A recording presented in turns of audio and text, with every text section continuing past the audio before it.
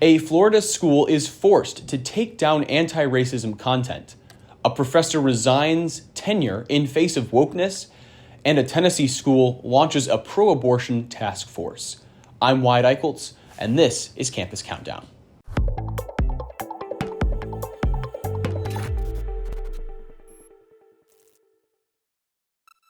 Coming in at story number 3, Florida University takes down anti-racism statements.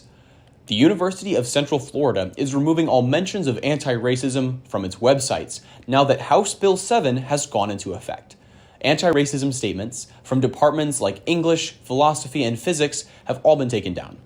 House Bill 7, also known as the Stop Wrongs to Our Kids and Employees Act, banned the teaching of certain ideas as fact, including the belief that members of some races are superior to others, that some forms of oppression are inherent to skin color, and that racial groups should be held accountable for the actions of their ancestors.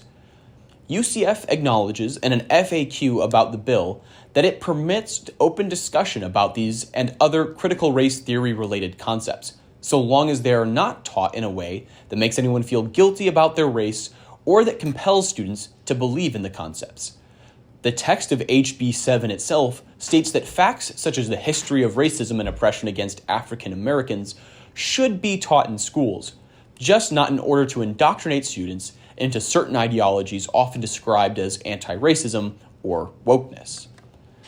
But Florida may be the exception to the rule. For story number 2, we turn to Maryland correspondent Stephanie Samsel.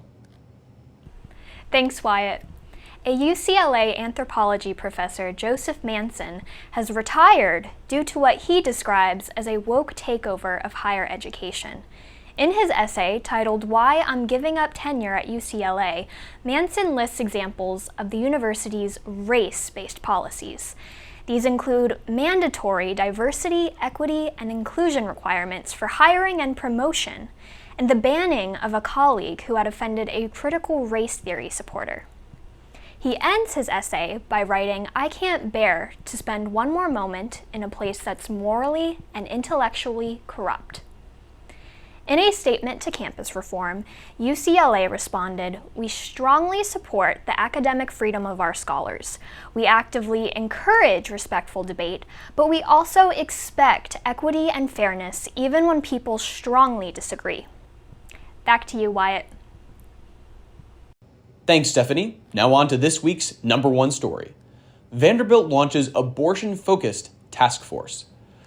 In anticipation of the Supreme Court's decision to overturn Roe v. Wade, Vanderbilt University created a task force to study the impact of an abortion ban on student health and educational instruction. The task force coordinated the efforts of the law school, schools of medicine and nursing, and the Vanderbilt University Medical Center. The task force chair, Velma McBride Murray, told Campus Reform that the group was committed to developing concrete ways the university can support the health, safety, and well-being of all members of the Vanderbilt community.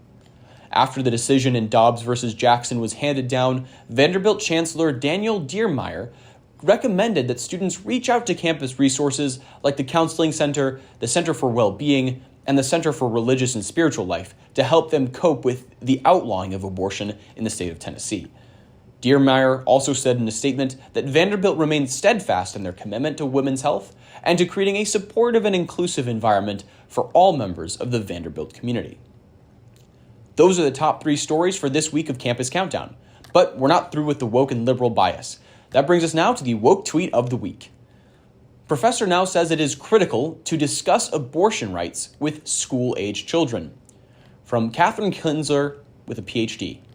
My latest in the Chicago Tribune about why and how to talk to kids, girls, and boys about abortion rights, from the perspective of a developmental psychology prof and a pregnant parent.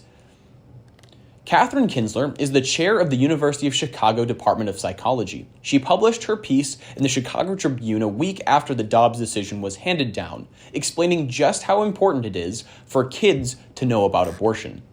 In her piece, Kinsler told parents to describe abortion as a safe medical procedure that was being taken away from women, ultimately forcing them to harm their own bodies. Kinsler even asserted that children will naturally understand it as an outrageous deprivation of personal autonomy.